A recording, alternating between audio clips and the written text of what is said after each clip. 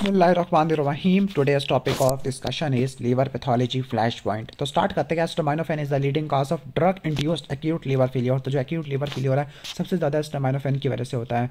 Okay, अब alcoholic liver disease के अंदर 3 पैटर्न होते हैं। शुरू में माइल्ड इंजरी की वजह से आपको हेपेटिक स्टीटोसिस देखने को मिलती है। अगर ज़्यादा है तो फिर क्या हो जाएगा, हेपेटाइटिस हो जाएगा, और उससे भी ज़्यादा तो सिरोसिस हो सकती है। ओके, फैटी चेंज होती है, वो रिवर्सिबल होती है अगर आपने अल्कोहल को कंप्लीट आपने रिमूव कर दिया है, एब्सटेनेंस कर दिया है। अब अल्कोहलिक हेपेटाइटिस में आपको मेलोरी बॉडी देखने को मिलती है। मेलोरी बॉडी आपको और कौन कौन सी कंडीशन में देखने को मिलती है? मेलोरी बॉडी होती क्या है? इओसिनोफिलिक साइटोप्लाज्मिक होते हैं, लाइक 18 और 8 ये इंटरमीडिएट फिलामेंट देखने को मिलते होते हैं। ठीक हो गया, तो एक 8 और 18 साइटोकेराटिन फिलामेंट्स होते हैं, और ये आपको किन किन कंडीशन में देखने को मिलती है? अल्कोहलिक सिरोसिस के अलावा आपको विल्सन डिजीज में भी देखने को मिल सकती है। ओके, और इसके अलावा और किस में देखने को मिलती है? प्राइमरी बिलियरी सिरोसिस में देखने को मिल सकती है। हेपेटोसेलुलर कार्सिनोमा में भी देखने को मिल सकती है। ओके, इसके बाद नेक्स्ट क्वेश्चन की तरफ चलते हैं। अल्कोहलिक सिरोसिस के अंदर जो पैटर्न है ना सिरोसिस का, बिल्कुल दूसरे टिश्यू जैसा है। Non alcoholic fatty liver disease में क्या होगा? हेपेटिक स्टीटोसिस होगा, यानी फैटी लिवर जिस तरह ऊपर था नॉन अल्कोहलिक वाले में, लेकिन उन इंडिविजुअल में होता है जो अल्कोहल को कंज्यूम नहीं करते होते।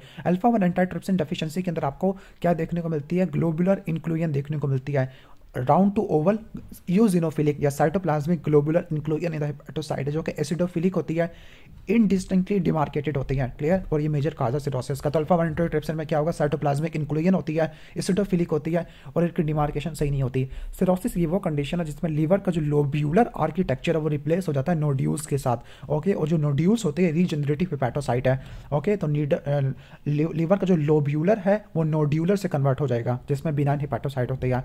क्रोनिक परसिस्टेंट हेपेटाइटिस का मतलब है कि जो इन्फ्लेमेशन है वो पोर्टल ट्राइएड पर लिमिटेड है with no activity. Chronic persistent, जबकि क्रोनिक एक्टिव हेपेटाइटिस का मतलब है इन्फ्लेमेशन पोर्टल ट्राइएड से पेरेन्काइमा में चली गई है। और क्रोनिक एक्टिव में क्या देखने को मिलता है? Piece mail. तो परसिस्टेंट में कोई एक्टिविटी नहीं है, पोर्टल ट्राइएड की तरफ है, लेकिन पोर्टल ट्राइएड से पेरेन्काइमा में घुस गई है क्रोनिक एक्टिव में।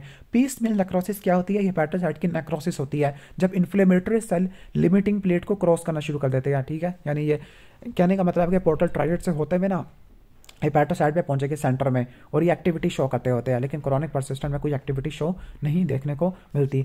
नोडल स्कोर और मेटावीर स्कोर ये हेपेटोसाइट की एक्टिविटी को ग्रेड करने के लिए इस्तेमाल होता है। खासतौर पर क्रोनिक हेपेटाइटिस में हम ग्रेडिंग करते होती है। अब ग्रेडिंग करने के लिए क्या से पिलर देखते होते हैं? नंबर 1 पोर्टल इन्फ्लेमेशन देखते हैं, नंबर 2 पीसमेल नेक्रोसिस देखते हैं, नंबर 3 लोब्यूलर नेक्रोसिस देखते हैं, और नंबर 4 आपको देखने को मिलता है फाइब्रोसिस। इसका मिमोनिक है FLP, full length papers. Okay, या full length past papers. Fibrosis, lobular necrosis, past papers, portal inflammation, piecemeal necrosis.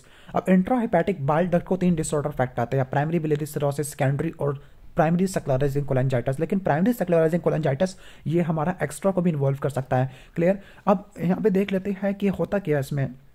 The primary feature of this disease, तो इसमें होता है कि नॉन सुपरेटिव यानी पस नहीं बनेगी, बल्कि इन्फ्लेमेटरी डिस्ट्रक्शन होती है मीडियम साइज इंट्राहेपेटिक, यानी क्रॉनिक इन्फ्लेमेशन की वजह से होती है। ठीक है, और इसकी वजह से सिरोसिस हो सकता है। एंटी माइटोकॉन्ड्रियल एंटीबॉडी आपको प्राइमरी बिलियरी सिरोसिस में देखने को मिलती है। प्राइमरी बिलियरी सिरोसिस में नॉन सुपरेटिव इन्फ्लेमेटरी डिस्ट्रक्शन होती है medium size intrahepatic bile duct की। फिर पोर्टल इन्फ्लेमेशन हो सकती है, स्कारिंग और सिरोसिस फाइब्रोसिस हो सकता है। एंटी माइटोकॉन्ड्रियल एंटीबॉडी देखने को मिलती है। क्लियर, इसके अलावा अल्कलाइन फास्फेटेस और गामा ग्लूटामाइल ट्रांसफेरेस जो कि कोलिस्टेसिस के मार्कर होती है भी आपको देखने को मिल सकती है, बाइल डक्ट से रिलीज होते हैं।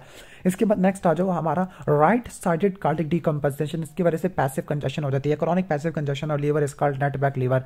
नेक्स्ट है कैवर्नस हेमेंजियोमा, ये आपको मोस्ट कॉमन बिनाइन ट्यूमर है लीवर की। Benign neoplasm from the hepatocyte, उसको हेपेटिक एडिनोमा कहते हैं। क्लियर, ये फीमेल में काफी ज्यादा होते हैं ओरल कॉन्ट्रासेप्टिव पिल यूज करने की वजह से। मैलिग्नेंट ट्यूमर इन लीवर, ये प्राइमरी हो सकते हैं या मेटास्टैटिक हो सकते हैं। प्राइमरी ट्यूमर हेपेटोसाइट से निकलते हैं, बच्चों में होता है हेपेटोब्लास्टोमा, बड़ों में होता है हेपेटोसेलुलर कार्सिनोमा। अगर ये बाइल डक्ट से निकले तो उसको कोलेंजियो कार्सिनोमा कहते हैं। ओके, अब जो एंजियोसार्कोमा होता है लीवर का, या आर्सेनिक की वजह से, थोरोट्रास्ट की वजह से, पॉलीविनाइल क्लोराइड की वजह से हो सकता है। हेपेटोब्लास्टोमा बच्चों में देखने को मिलता है। ओके, ठीक है, इसमें आपको क्या देखने को मिलता है? इसमें आपको एपिथेलियल सेल, मेसेनकाइमल सेल और मिक्स्ड देखने को मिलता है। हेपेटोसेलुलर कार्सिनोमा क्रॉनिक हेपेटाइटिस की वजह से, लाइक हेपेटाइटिस बी हो गया, सी हो गया। Metabolic disorder like alcoholism, non alcoholic fatty liver disease हो गया। Food contaminant for example aflatoxin हो गया।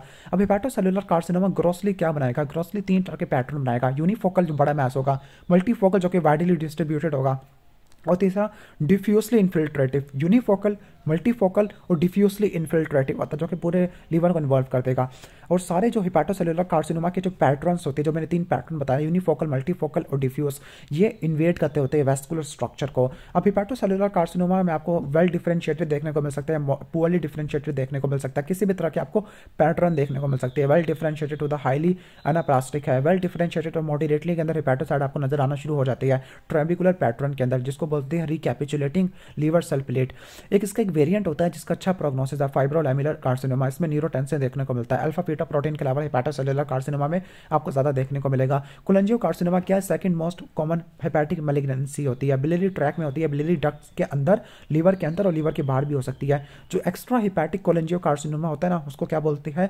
उसमें पेरी हाइलर ट्यूमर है, जो कि राइट और लेफ्ट के जंक्शन में पड़े होते हैं, राइट और लेफ्ट हिपैटिक डक्ट। ओके, रट्टा मान लेना कि राइट और लेफ्ट हिपैटिक डक्ट में क्या बनानी है? Common hepatic duct. और आके डिस्टल बाइल डक्ट ट्यूमर। तो जो क्लैटस्किन ट्यूमर है, ये पेरी हाइलर होते हैं। हाइलर का मतलब है कि यहाँ पे जो हिपैटिक डक्ट है हाइलम से निकल रही होती है। Liver and the lungs share the, यानी लीवर और लंग्स के अंदर क्या होती है कि मेटास्टेसिस आपको देखने को मिलती है। यानी कहने का मतलब इसमें आपको जो प्राइमरी सोर्स ऑफ मेटास्टेसिस है इन दोनों के अंदर, वो आपको कोलोन का देखने को मिल सकता है। लीवर का तो कोलोन आ जाएगा, ठीक है। बाकी लंग्स का, पेनक्रियास का हो सकता है, ठीक है। कहते हैं कि कोई भी टाइप का कैंसर लीवर तक फैल सकता होता है। There are mainly 2 type of stones. वेस्ट के अंदर यानी बाहर के मुल्कों के अंदर कोलेस्ट्रॉल स्टोन काफ़ी ज़्यादा होते हैं, जिसमें कोलेस्ट्रॉल मोनोहाइड्रेट के क्रिस्टल होते हैं। और कोलेस्ट्रॉल वाले क्या होते हैं? हमारे रेडियो पैक और रेडियो लुसेंट का आपने रट्टा मार लेना है, ठीक है। इसके बाद नेक्स्ट क्वेश्चन की तरफ आ जाते हैं। कोलेस्ट्रॉल वाले रेडियो लूसेंट होते हैं और बाइल वाले हमारे रेडियो और पैक होते हैं, क्योंकि इसमें बिलिरुबिन कैल्शियम साल्ट होता है।